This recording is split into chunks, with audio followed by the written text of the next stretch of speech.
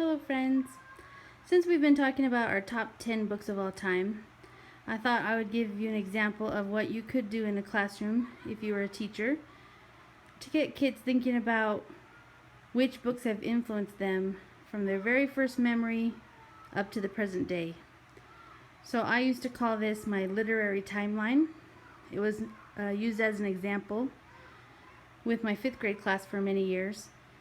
And I would use it as an example for them so that they could display it in any way they wanted to, but they would definitely have to have book covers, paragraphs explaining their thinking, and a certain number of book choices. So this was mine that I always did for an example, which I'll go through with you.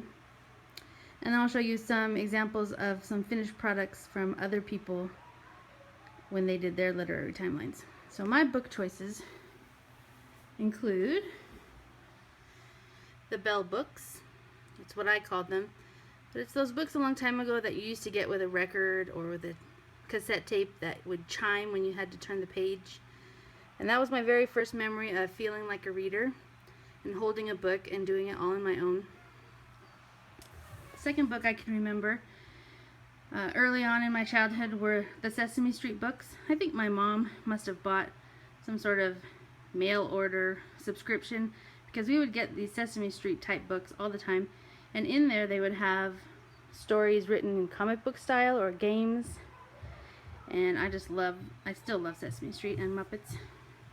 Speaking of Muppets, I really loved this book when I was younger, mostly because my mom would read it to us at bedtime and she would just shout and scream and be loud, and I realized that books can come alive for read-alouds. I'm going to be talking about this particular book later in a different presentation when I talk about metafiction.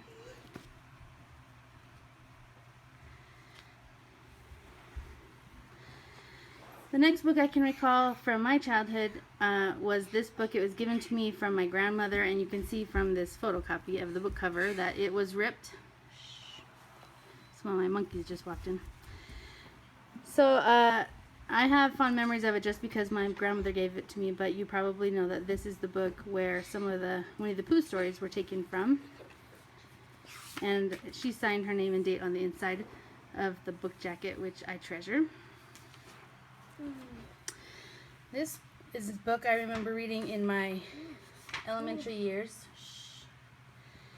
Missing Since Monday. It was about a child who got kidnapped and how the family react, and it was the first book I stayed up all night with a flashlight under my covers reading because I could not put it down.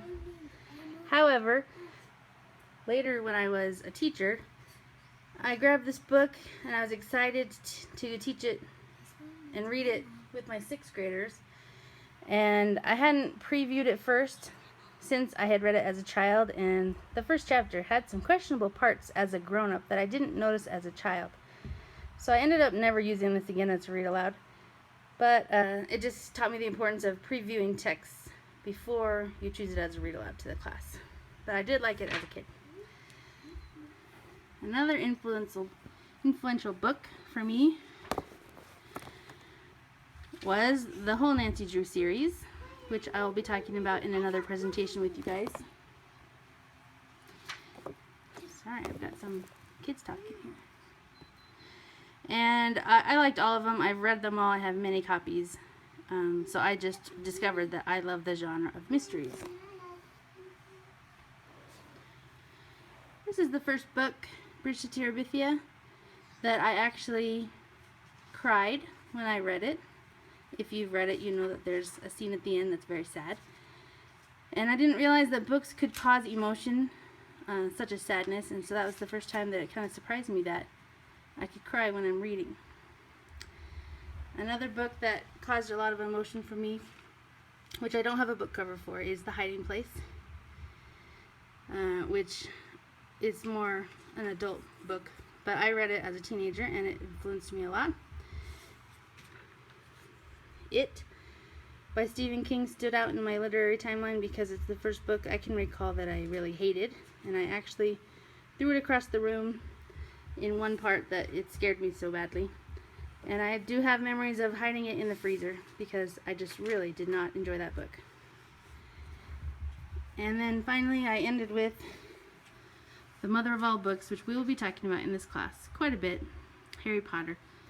By the time I did this timeline, Harry Potter was somewhat new, and it has influenced children's literature so greatly. But to me, at this time, when it influenced me initially, it was just because it was such a great story, and I loved the story. So that is an example of a literary timeline. And I'll show you more examples of what students have come up with as far as format, but it's a good way to get kids starting to think about how books have influenced them. And there's my two monkeys that were so quiet. Good job, guys.